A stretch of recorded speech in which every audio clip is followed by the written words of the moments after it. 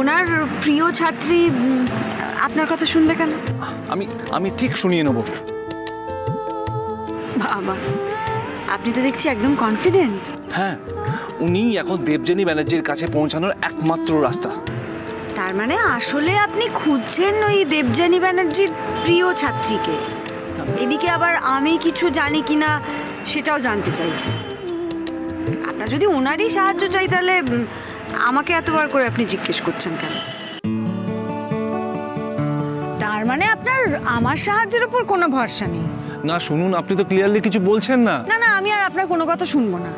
আপনি আসলে খুঁজছেন ওনার প্রিয় ছাত্রীকে, আর সাহায্য আমার কাছেও চাইছেন, দুটো একসাথে হবে না শুনুন। না, আমি শুনবো না আপনার কথা। আপনি আমার সাহায্য আর পাবেন না, ব্যাস। ইরাবতী, আমার না দেরি হয়ে যাচ্ছে, আমি চললাম। এর মধ্যে প্লিজ দাঁড়ান। কোনো প্রশ্নই উঠছে না।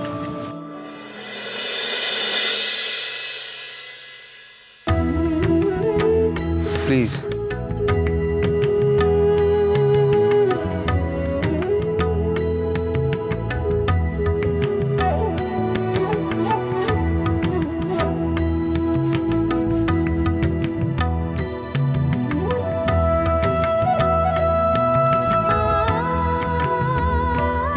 প্লিজ একটু আমার দিকটা বোঝার চেষ্টা করুন।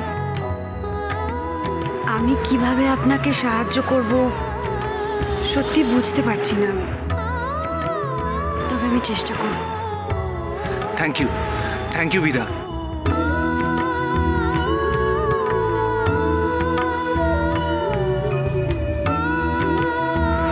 I mean Irabati.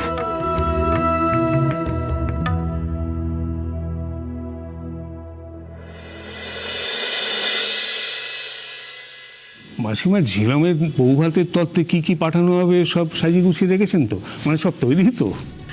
হ্যাঁ, সবই তৈরি, কিন্তু সত্য আর নীলিমা তো ঝিলিকে একেবারেই মন থেকে মেনে নেয়নি। আর তিস্তাও বলছিল ওরা নাকি বউ ভাতের সমস্ত আয়োজন বাতিল করে দিয়েছে। সে ওনারা যা ভালো বুঝেছেন করেছেন, তাই বলে আপনারা আপনাদের কর্তব্য করবেন না কেন মাসিমা? কিন্তু দেখুন, ওরা কিন্তু আমাদের ঠিক সেভাবে নেমন্তন্নও করেননি। হ্যাঁ, সেই এমন একটা ঘটনা ঘটে গেল, তারপরে হঠাৎ করে ওই বাড়িতে যেতে কেমন একটা বাধো বাধো ঠেকছে।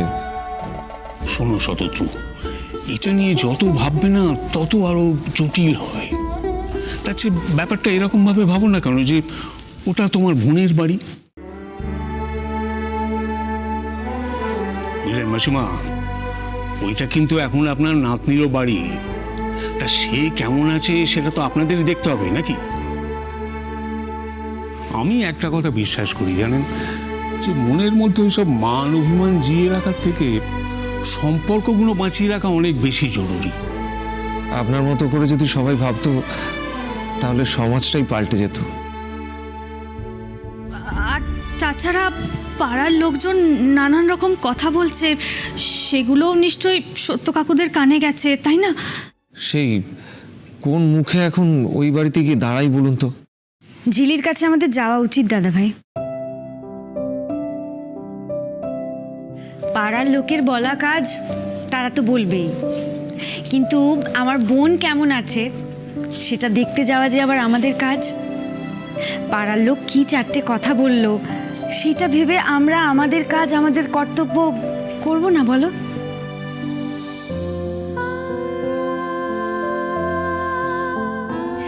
আমি তো কাকুর প্রত্যেকটা কথার সাথে একমত।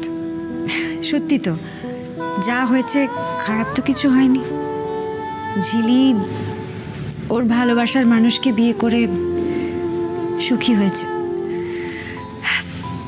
আর আমিও আমার জীবনের এক নতুন অধ্যায় পা রেখেছি। ঠাম্মি, কই দেখি দেখি, ওঠো ওঠো। আরে ওঠো না, তুমি সামনে এসো। চুপটি করে দাঁড়াও। কি হয়েছে? আজ তোমার নাতনি মিউজিক লাইভ কোম্পানির সাথে কন্ট্রাক্ট সাইন করলো।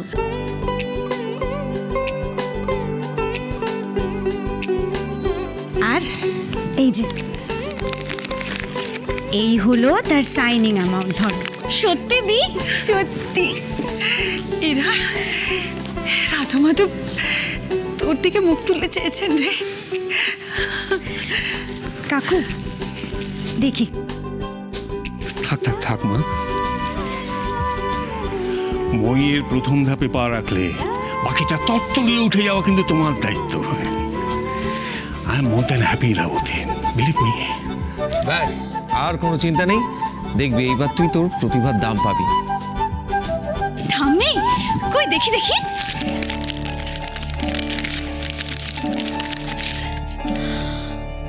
ওরে বাবা, ইরা এ তো প্রচুর টাকা দিয়েছে।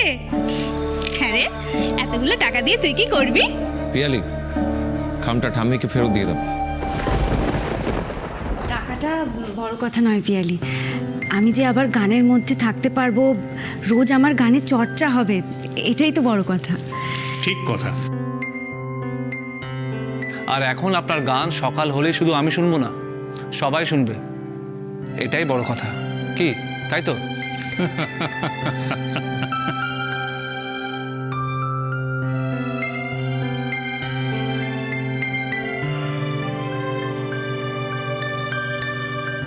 আজ যদি বাবা থাকতো, বাবা খুব খুশি হতো। সত্যি এরা আজ না ওর বুকটা একেবারে গর্বে ভরে উঠত রে। বাবা কিন্তু দেখছে ঠাম্মু, জানো তো, বাবা উপর থেকে সব দেখছে। আর আমি জানি বাবা আমার জন্য খুব খুশি, খুব খুশি। ঝিলির জন্য আমি নিশ্চিত যে বাবাও চায় আজ আমরা ঝিলির কাছে যাই, আর তাই আমরা কিন্তু ঝিলির কাছে যাব। আমরা আজ সবাই মিলে ঝিলির কাছে যাব। এই এই এই হচ্ছে ইরাবতীর মতো কথা। কি মাসিমা, বুঝলেন তো, ইরাবতীর জন্য আর একটু চিন্তা করার দরকার নেই। আর তাছাড়া ইরাবতীর হাত শক্ত করে ধরার জন্য এখন থেকে ওর পাশে আমার আকাশ আছে। কি আকাশ, তাই তো?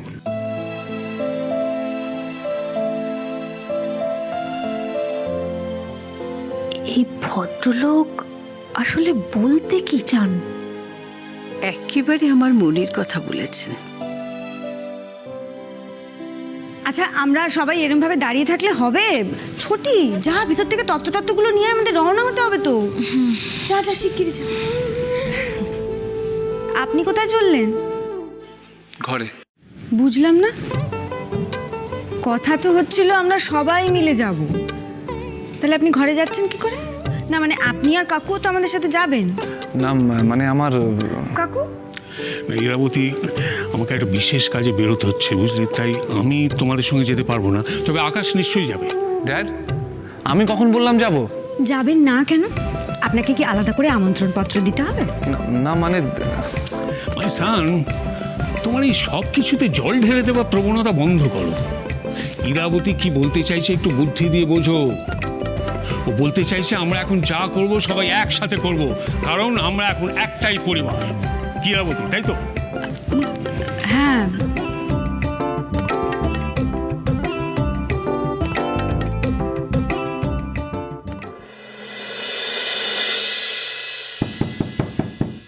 ঝিলাম, দরজা খোলো, বাচ্চাদের মতো করো না। ঝিলাম প্লিজ দরজা খোলো। ও তুই মাথা ফাটিয়ে ফেলেও ও মেয়ে দরজা খুলবে না। এইবার বোঝ, আমি ঠিক জানতাম ওই মেয়ে সংসারে এসে এইরকম আগুন জ্বালাবে। আর তুমি আবার শুরু করলে। তুমি জানো না একটু ইমোশনাল, যদি কিছু করে বসে তখন কিচ্ছু করবে না, কি বললি? সব ওর নাটক। কি বলে তুই? ও ইমোশনাল, ও একটা অপরচুনিস্ট, চালাক। ওর কথা মতো যাতে সবকিছু হয় সেই জন্য এসব করছে। এবার প্লিজ বোঝ দাদাই। যত এসব বলবে তত দরজা খুলবো না। এইসব বাজে লোকগুলো যতক্ষণ না এসে আমার পায়ে পড়ছে ততক্ষণ আমি দরজা খুলবো না। ঝিলাম, তুমি কি আমার কথাটা শুনতে পাচ্ছ? প্লিজ দরজা খোলো। ঝিলাম। কি হলো নীলিমা, এত চিৎকার চেঁচামেচি কিসের? এ পাড়ার লোকজন তো আমাদের ভদ্রলোক বলেই জানে। কি হচ্ছে সব? আর ভদ্রলোক, একবার শুধু দেখে যাও আমাদের কপালে আর কি কি বাকি আছে। আরে কি হয়েছে, কি দরজা খুলছে না নাকি? না, গোসা হয়েছে ওনার। ভর সন্ধেবেলা নতুন বউ কি নাটক শুরু করেছে তুমি একবার দেখো। ঝিলাম প্লিজ দরজাটা খোলো তুমি। চুপ কথা